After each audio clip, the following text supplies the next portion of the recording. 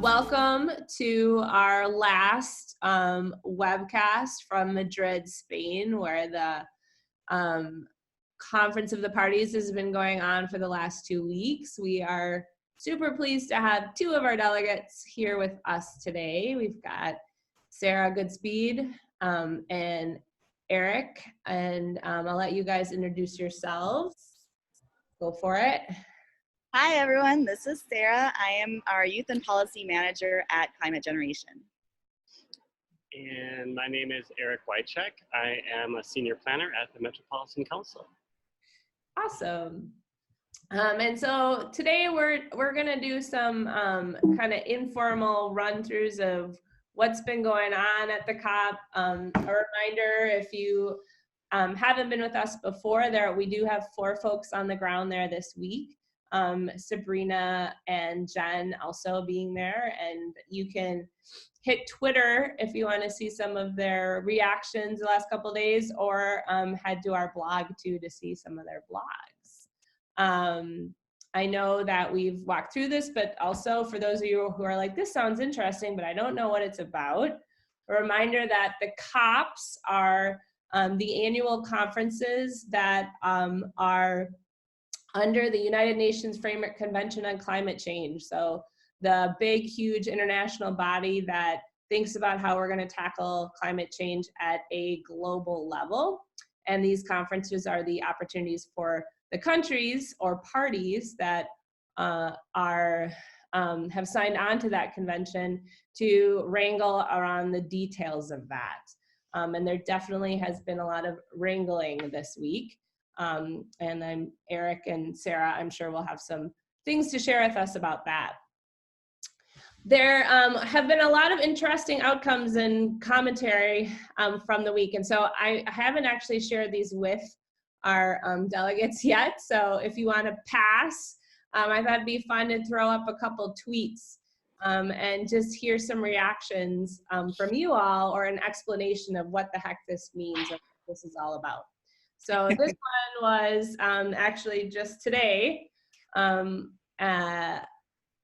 about what the High Ambition Coalition, and that the High Ambition Coalition is calling for a clear call for enhanced NDCs with high ambitions in line with best science. So, and that they called out actually the US, Brazil, and Australia for blocking progress. So my question is, A, can you talk to us a little bit about what is a high ambition coalition? What are these NDCs, and why is it important or significant that they're calling out these countries? That's a fantastic question. I'll just take the first stab. So the high ambition work that's one of the overarching goals for COP25, is that NDCs are the nationally determined contributions. So that is the emissions targets that each country has set to reach the Paris Agreement goals. And so the High Ambition Coalition is calling on every country to increase those goals, since we need to do even more than countries have already said they want to do in order to meet 1.5 degrees limit on global warming. Was there more you'd like to add on that? I don't think so. I think my understanding of the High Ambition Coalition is that those are countries that are already doing quite a lot. And that ranges from countries that we would expect, like Norway, but we also have Costa Rica. I think Vanuatu is a member of the High Ambition Coalition. So countries that are already doing quite a lot and are really pushing for the parties to the agreement to do a lot more. And my understanding is that the increasing of the ambition is usually in line with science. So that's where the scientists are saying, if we really do want to meet 1.5, last time we thought that your goals should be like this, but now your goals have to be much more aggressive if you want to meet 1.5 degrees Celsius. Is that Great answer. Yeah, I don't know. I'm trying to figure that. There's a lot of acronyms here, so that's been a challenge.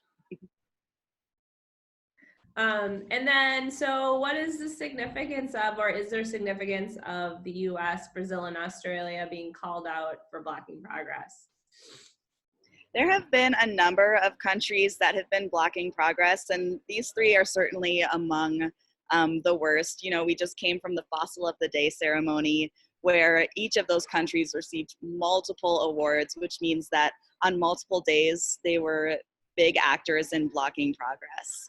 And so that means that they refuse to concede to higher goals, or they won't help craft or agree to different rules on how we're tracking those goals, stuff like that. Awesome, thank you. This is so fun, although I'm not the one having to answer the questions. Eric, you did this yesterday about this panel that you attended, and you said that it was excellent. And so I'm wondering why it was excellent. What was interesting about this panel in particular? Okay, I can definitely speak to this. I feel confident about this one. All right. First of all, there was a huge media presence at this event. And I think 2 years ago, there would not have been media presence to hear a bunch of scientists. But the reason that the media was there was because Greta Thunberg was there, the climate change youth advocate darling of the movement. She did not speak at this event like she's been doing at several events here. She did speak a little bit, but she said, I'm using my privilege of being well known to bring people in the media here so that they can hear the science.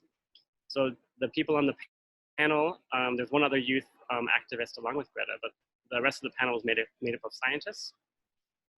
And the thing that struck me about this panel was that they weren't showing graphs, they weren't showing, really difficult to get your head around statistics. They were talking in very simple terms, almost conversational about the climate impacts we're currently experiencing and what we're likely to experience as time goes on. But there also, the positive thing that came out of this was that they said that we have everything we need to make this happen.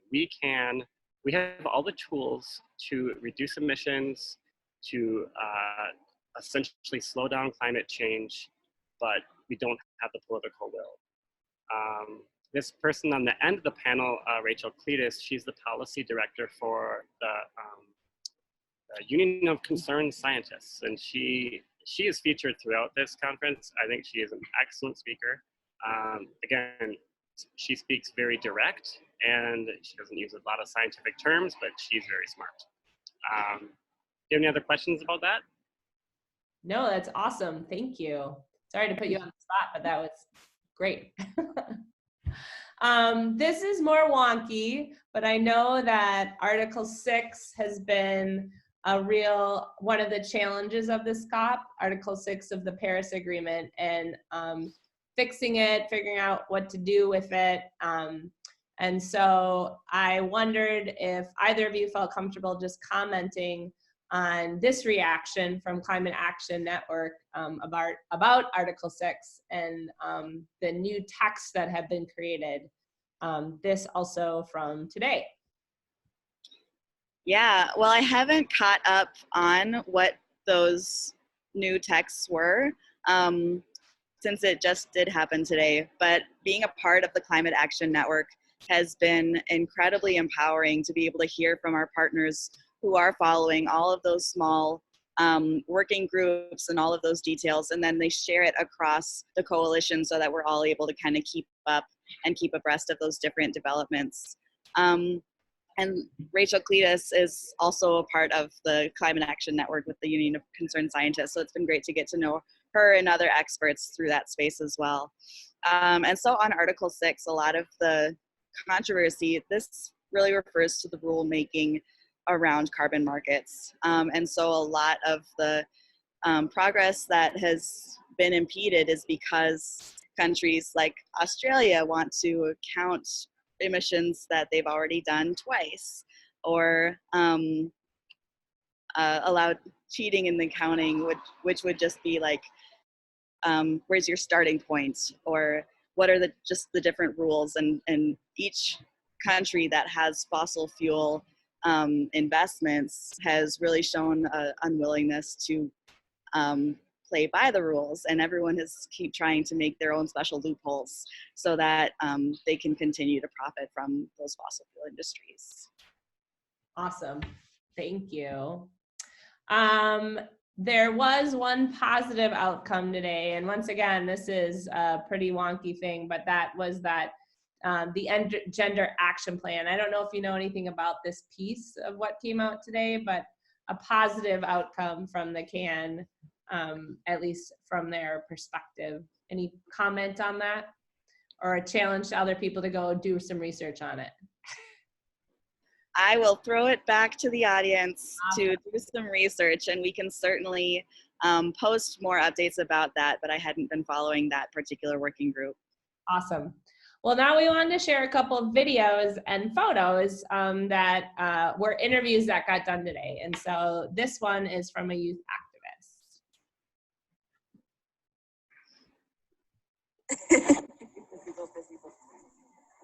So one of our questions that we got from our followers is, and the sound gets better. Heard at the large tables, or is I think as one of the co-delegation leaders of SustainUs's All Indigenous Youth Delegation, we have been working tirelessly with our Indigenous allies in the Pacific, in the Global South, and in Canada to really uplift our voices, and we've made our presence known in many different forms. After Greta Thunberg spoke at the Fridays for Future March, the first Friday of the COP, Indigenous folks from around the world, we collectively stormed to the back of the stage and kind of forced the organizers to allow Indigenous voices to come up, especially when we're in one of colonial country. So we came up, we tried to have stories shared and songs sung, but they shut us down really early on in terms of what we had planned to do.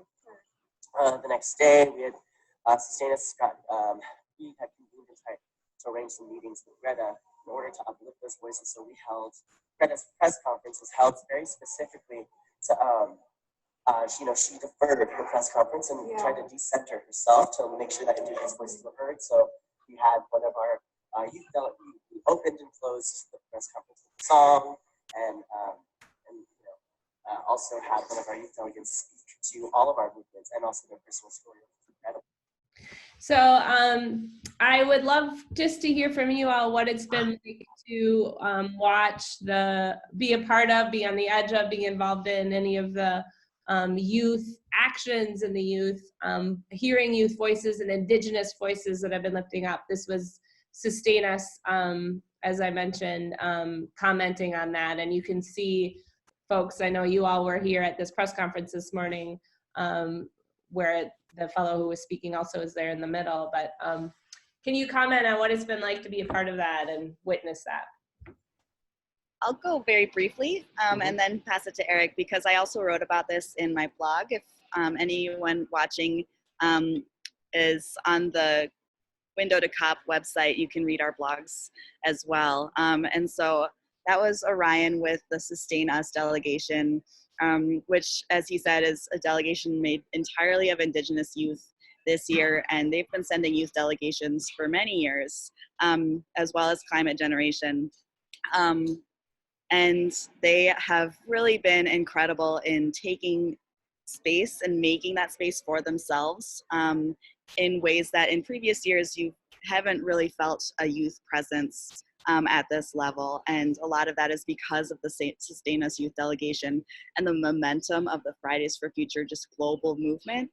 And so it's just really been incredible to be able to support youth and stand in solidarity with youth who are really going out on a limb in a lot of ways, who are pushing the boundaries of what a lot of the UN folks see as respectable, and doing a lot of actions outside of what is pre-approved.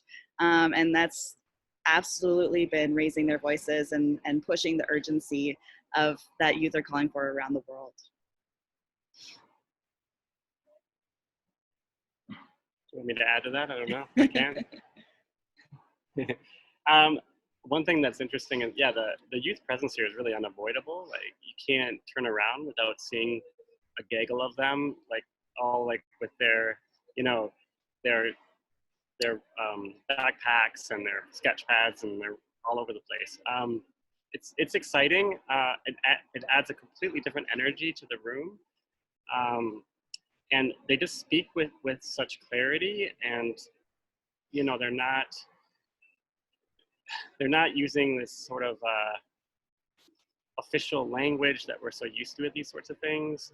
They're speaking very much from their hearts, which is very powerful, because when we talk about climate ethics and the fact that these young people they're currently growing up in a climate that's changed certainly since I was a child, and they're going to be seeing this change as they get to be adults. And what does that mean for their lives? I mean, some of them are talking about the fact that they're choosing not to have children even at a young age because they're so concerned about climate impacts and what the world will be like for their kids.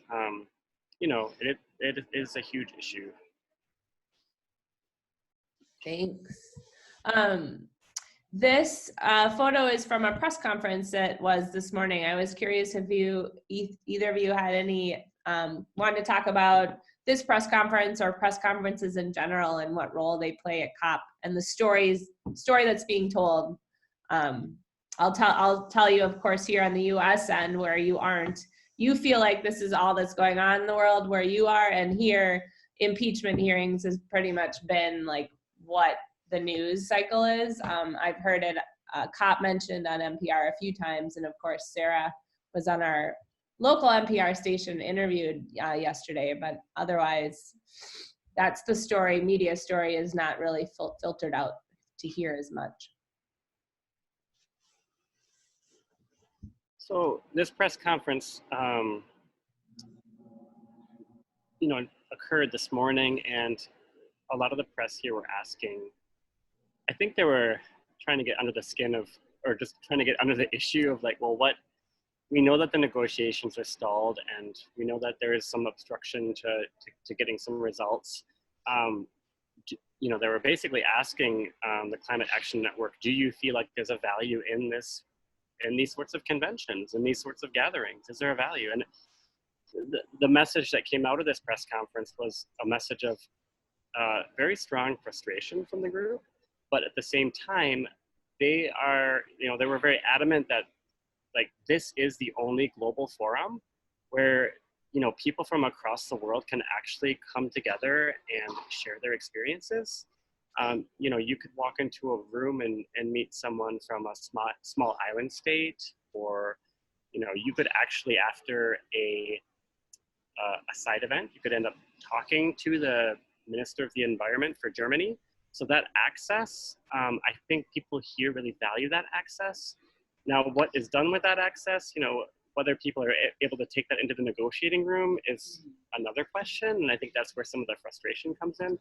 But people do appreciate the fact that, you know, you can actually access pretty high level officials. I don't know if you have anything to add to this particular event.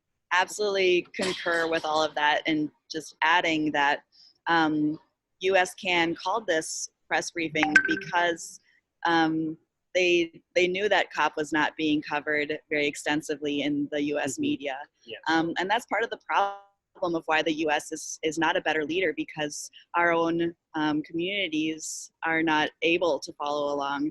And so we also depend on the press to be able to get those messages out so that people can call on their elected officials and national leaders and push them to take the leadership, because we're here in the room trying to push them as well.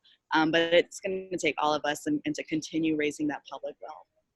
Cool, thank you.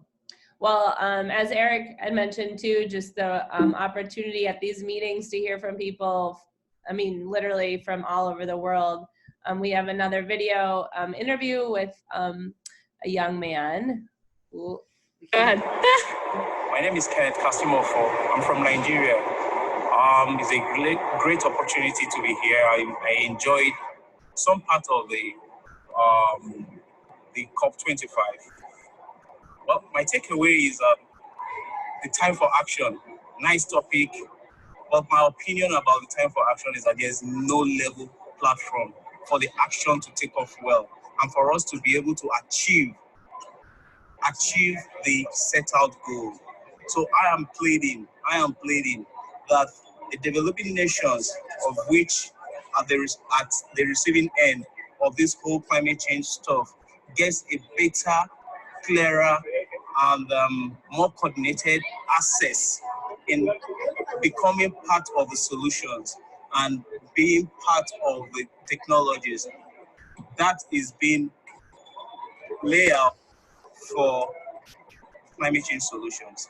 And I actually will still ask for them to create a more robust platform for the youths. The truth of it is that I met a guy doing his research here, Charles from the US. He was talking about the book, about writing a book for the kindergarten children. And I have a colleague who is thinking about that. Imagine if you place the right resources with them. If you place the resources with them, this will get down, the awareness will get down, and the action, that's part of the action. For me, that's the real action. Because by the time you take it there, if a parent don't know, and by the time a child is coming back from school and said, climate change, the mom or the dad or the uncle or the cousin or the sibling will like, what do you mean by climate change? And once that child is able to educate the parent or whatever about the climate change, it sinks well. It sinks well. So all I think we need to do is to put more action than we are putting it there. Put it more on the policies and actually put it more on creating a level, a more solid platform for developing nations to actually be able to assess these whole solutions. Thank you. So I feel like he had a lot of different things that he was talking about in that video.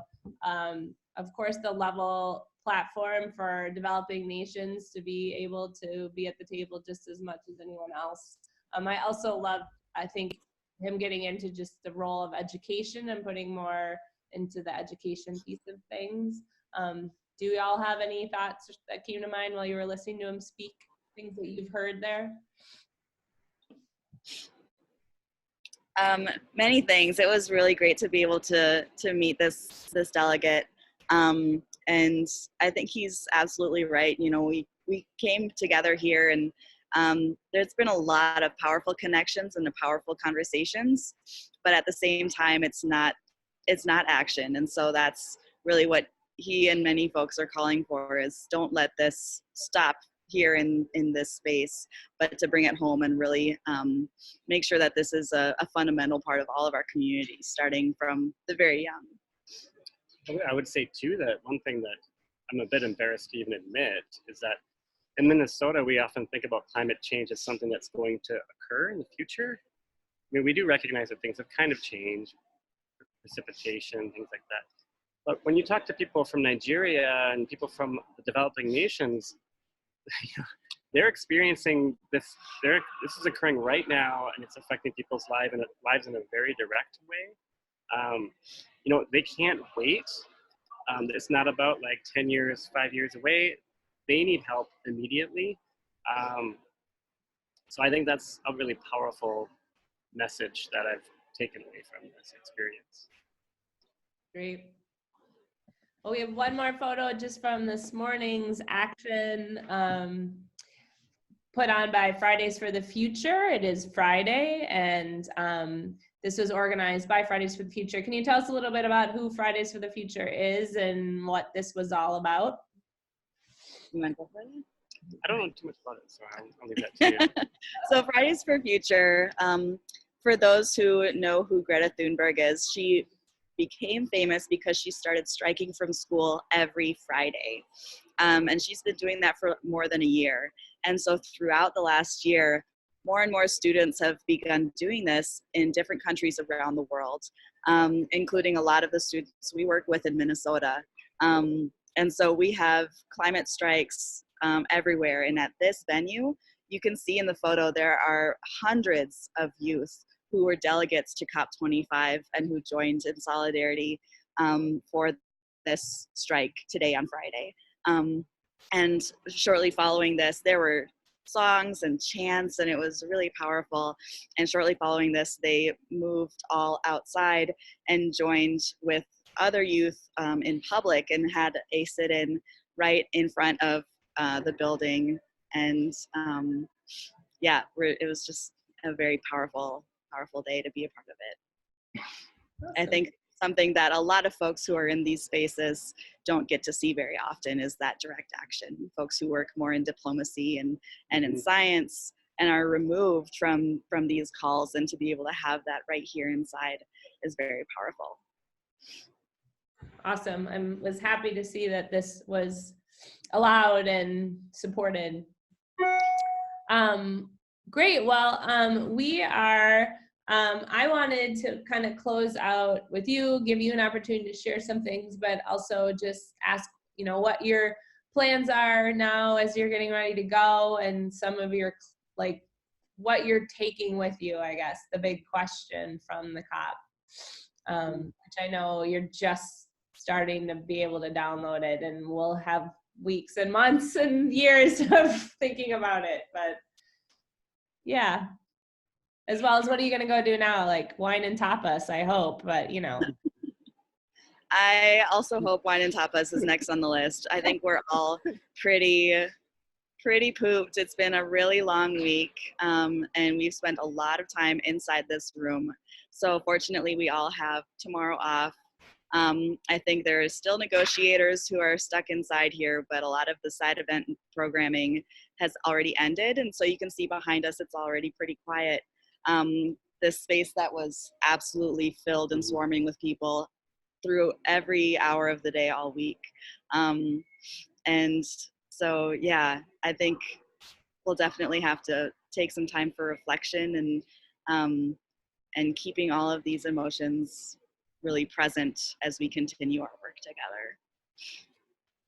Yeah, I was gonna say it's been a real emotional roller coaster. I didn't know what to expect, and I've been surprised at the number of times where I've been, you know, moved to tears or you know, felt righteous outrage about something I was hearing, but also like the level of hope and or the amount of hope I'm feeling. And you know, when you hear what people are doing around the world, and you know, that everyone is, it's easy to feel like, oh, my hands are tied, or things aren't, you know, we can only do so much. But every little, you know, action that we do in Minnesota or around the world, it matters, you know. So, and then when you look around you and you see that these countries that have very limited resources and very limited capacity to do the work, they're doing the work.